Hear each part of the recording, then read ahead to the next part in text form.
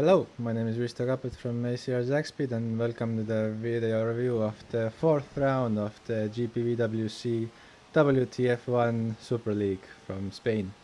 So on board of my best qualifying lap of the session, we are still in the middle of the session with not the highest grip on my second hot lap of 4 possible.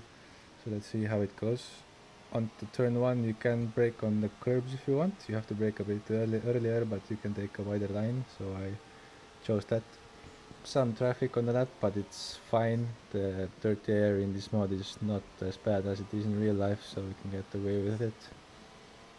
Quite a safe lap, not perfect at all, not using all of the track. The track limits are quite tough here, and you would not want a back of the grid penalty for Monaco, so I'm still leaving some room on the track, and also a bit of oversteer here and there. The balance was not really ideal this round, so not ideal, but clean lap nonetheless. Good to get a clean lap in a session where there's a lot of traffic and stuff. Also quite safe here with the short shift. Some understeer here and quite late on the gas here. Not perfect. Still decent, coming across the line in 1:16.2, which is not that bad, only a tenth of my best in qualifying practice, but in the end turned out not good enough, and I did not improve anymore as the grip went higher. So Alex Siebel and Ricardo Costa both got into 1:15s, which is very strong, so good job for them. And also Dennis Jordan just got me, so unfortunately I'm at P4 on the dirty side of the grid a little bit. So let's see what can happen.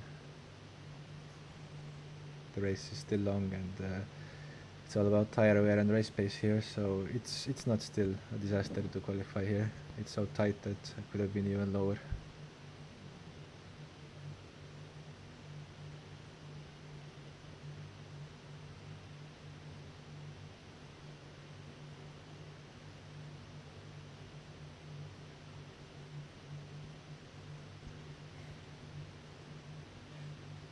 So here are the lights. I have no idea how well Ricardo Costa would start, so I would have to react.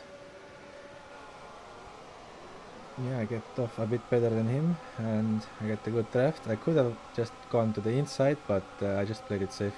If we went 3 wide, then maybe Dennis Jordan would have had a bad time, so it's okay. I just slot in, and Geoffrey Fournier does the same, and we just go like we started. No problems, no drama.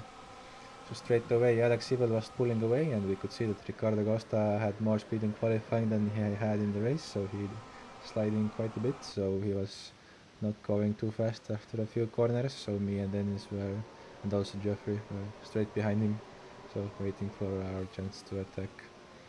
8 laps into the race, and Ricardo already pitted earlier than we planned to, so that released me and Dennis. And Dennis did not pull away too much from me, so I could stay in his DRS and gain some time. And a lap later, to respond to Ricardo, Dennis went to the pits as well, so me and Geoffrey could continue. Geoffrey was having a really strong first stint, so he was already trying to overtake me on this lap, but he couldn't. So lap 10, and it's our time to pit. So we had agreement with Alex, but I misjudged the gap to him. It was a bit too small, and I could not see behind the corner if he had already pitted or not. I could have gone 1 lap longer.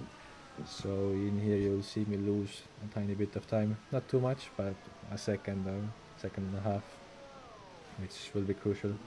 There he goes. Well, Alex was already quite far ahead before the pit stop, about 4.8 seconds, so he gets into clear air.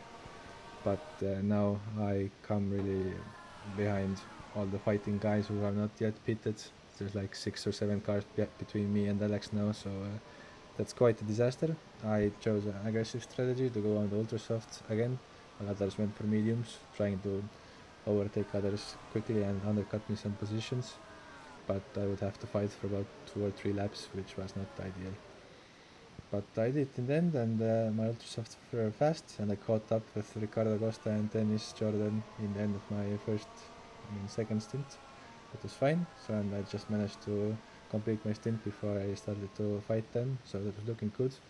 And although my balance with ultra softs was not ideal in qualifying. Then with fuel on board it was quite okay, so the pace was good so far, but I had put on the mediums. My quite oversteer suspension settings started to hurt me again, so I will corrigate the front wing balance for the second medium stint, but the first one that I start now is will turn out very painful.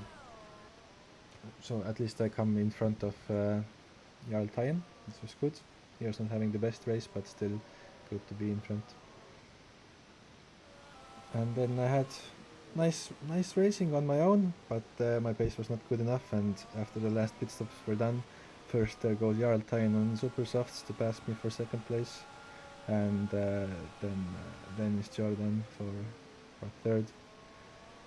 He was on mediums, but they were just newer, and on second to last lap also Jeffrey Fournier had newer soft tires, so there was not much I could do.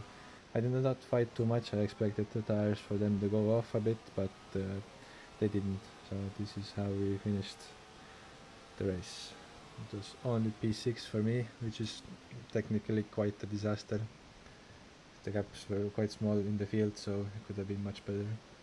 Alex won with quite comfortable lead of 9 seconds. Dennis and Ricardo were quite close as well, and Jeffrey only 1 second ahead of me, so not ideal. But I have to keep working on it and find a better balance for next race. I could quite see that this result was coming, but unfortunately I could not exceed myself today. And here are the standings after the race. I still have the championship lead, but it narrowed down a bit, and Alex Ebel is straight behind me. So I really cannot afford having such bad rounds. I really need to try and be in the podium each round. In the team's championship though, we are pulling away, and I think that's quite safe. So thank you for watching, and I'll see you next time.